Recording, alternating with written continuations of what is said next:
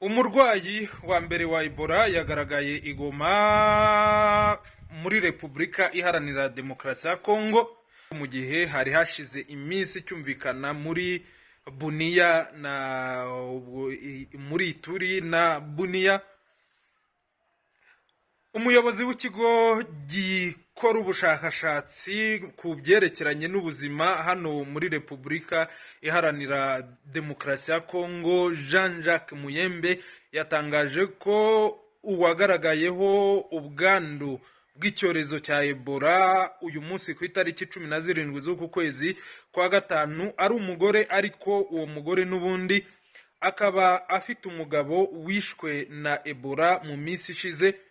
Uwo mugore akaba umugabo we bari batuye muri Bunia, akaba yaraje mu mujyi wa Goma avuye muri Bunia. Ibi bibaye nyuma yaho n'ubundi mu gitondo cya tariki 17 z'uku kwezi kwa gatanu u Rwanda rwafashe umwanzuro wo gufunga imipaka ihuza akarere ka Rubavu na Goma, ubwo nihuza u Rwanda na Repubulika Iharanira Demokarasi ya Kongo ariko ku karere ka Rubavu.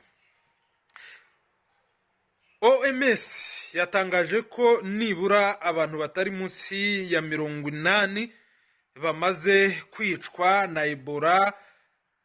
Abo bakaba barimo abo muri Repubulika Iharanira Demokarasi ya Kongo, Bunia ndetse na Ituri.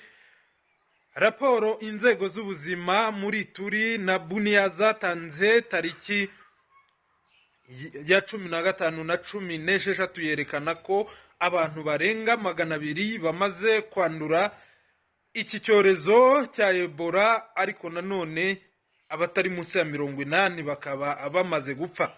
OMS itangaza ko amakuru imibare nako y'abamaze kwandura iki cyorezo itizewe neza, iri gutangazwa ishobora kuba inanarenga bitewe nuko bigaragara ko hari abashobora kuba batarakurikiranwe. Mu nama OMS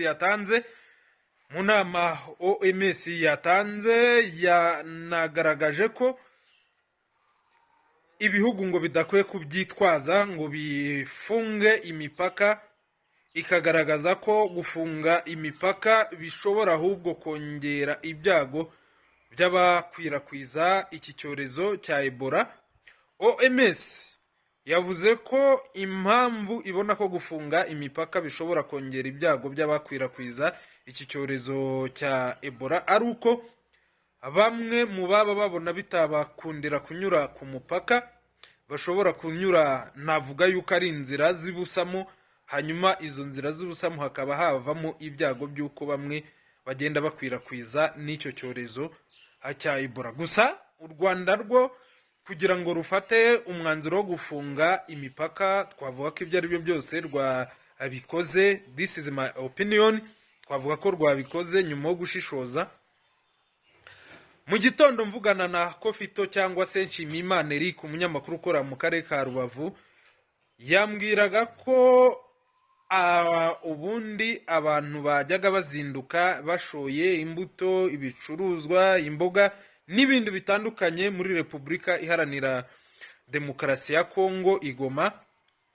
Uyu munsi hari abazindutse babasubiza inyuma bababwira ko imipaka yafunzwe, ariko nanone nta makuru akeshi yatangajwe cyane na meya w'akarere ka Rubavu Murindwa Prosperine numvise wavugishije ibitangazamakuru cyane. Mvugana nawe nako mwumva, nge ntabwo twavuganye ku murongo wa telefone, ariko Kofito yambwiye yuko bavuganye. Nge mwumva mu gitondo numvaga ikiganiro yagiranye n'umunyamakuru wa Ukwezi ni Togene, niwe baganiraga bamubaza bati mu Rwanda nta makuru yari bwatangazwe yuko Ebola ishobora kuba yageze i Goma. Byaje kumenyekana nyuma muri rubanda, ariko ibyo byose abayobozi, inzego uko zikorana mu bihugu byombi bo ibyo ari byo byose amakuru bashobora kuba bari bayafite. Theo yamuhajije ngo ko bivugwa ko Ebola iri Ituri no muri Bunia, aho ngaho gufata iki cyemezo ntikwaba ari ukwihuta cyo gufunga imipaka. undi avuga ko igihugu nka repubulika iharanira demokarasi ya kongo nta mipaka icyo gihugu kigiramo indani, ku rwego rw'uko umuturage yaba atemerewe gutembera ngo agere aho ashaka. bivuze ngo uwanduye ebola ibyo byo byose muri repubulika iharanira demokarasi ya kongo bishoboka ko utarabashije gukurikiranwa n'inzego z'ubuzima yayambukana akanayizana n'ahandi. ibi rero binagaragara ko ari nabyo byanabaye bisa n'izo mpungenge Meya Murindwa Prosper yari afite, kuko nk'uwo mugore Jean Jacques Muyembe, umuyobozi w'ikigo gikora ubushakashatsi ku by'ubuzima muri repubulika iharanira demokarasi ya kongo, yatangaje ko umugore ariwe wagaragayeho ebola, kandi uwo mugore akaba afite umugabo waherukaga gupfa. uwo mugabo nawe yishwe na ebola muri Bunia. uwo mugore rero bigakekwa ko yaba yaranduye ebola ikomoka ku mugabo we. icyorezo cya ebola rero kiranahangayikishije, ndetse na OMS yagaragaje ko gihangayikishije. iki kibazo kigomba guhagurukirwa n'isi yose. guhangana nacyo hakwiye ubufatanye bw'isi yose muri rusange, kuko ni icyorezo cyica cyane. abenshi mu bacyanduye, nibura imibare igaragaza ko 50% akenshi gishobora kubahitana, nubwo hari ubwo bihindagurika bakaba imibare ikagaragaza ko abashobora gupfa ari hagati ya 25 na 90%. ni icyorezo cyandurira mu matembabuzi. akenshi ukoze ku matembabuzi y'umuntu ucyanduye, ayo matembabuzi akaba yakwinjira mu myanya y'umubiri, aho yakwinjira hose. ibyo ari byo byose icyo cyorezo ushobora nawe kuba wacyandura, hanyuma ibimenyetso byacyo hakabamo umuriro mwinshi no kuzana amaraso mu myanya itandukanye y'umubiri, mu mazuru, mu kanwa, mu matwi, cyangwa se n'ahandi hantu hashobora kuba haza umwenge. hanyuma rero ayo niyo makuru mashya yari ahari kugeza ubu kuri iki cyorezo cya ebola. noneho murumva ko cyegereye noneho ibice u Rwanda ruhuramo na repubulika iharanira demokarasi ya kongo. ariko nanone mbibutse yuko no muri Uganda byagaragaye ko abantu ba mbere barimo n'uwamaze kwitaba Imana wagaragayeho iki cyorezo cya ebola nawe yaravuye muri repubulika iharanira demokarasi ya kongo. Happy ni Rwanda rero amakuru dufite nuko inzego z'ubuzima mu karere ka Rubavu ibikorwa byo gukumira yuko iki cyorezo cyagera mu Rwanda, uretse kuba zanafunze imipaka. birumvikana hari abaturage bari mu Rwanda baje kuhaka serivisi cyangwa se kugira ibyo bahakorera, bashakaga kongera gutaha basubira muri repubulika iharanira demokarasi ya kongo, by'umwihariko Igoma.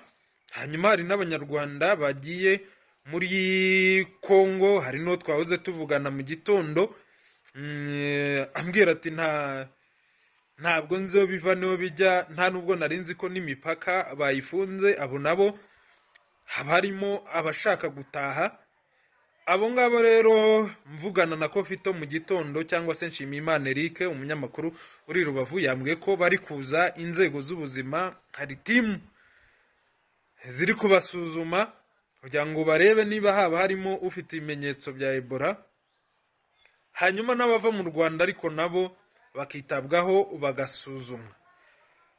amakuru kuri iki kibazo cya ebola uko ari buze kugenda hindagurika, niba kiri bube cyamaze byagaragaye ko cyarangiye burundu nta mpungenge, imipaka bakayifungura, niba se wenda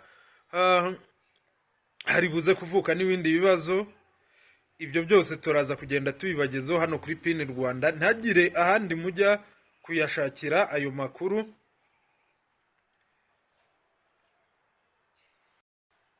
Twavuga ngo iyi ni inkuru ibabaje.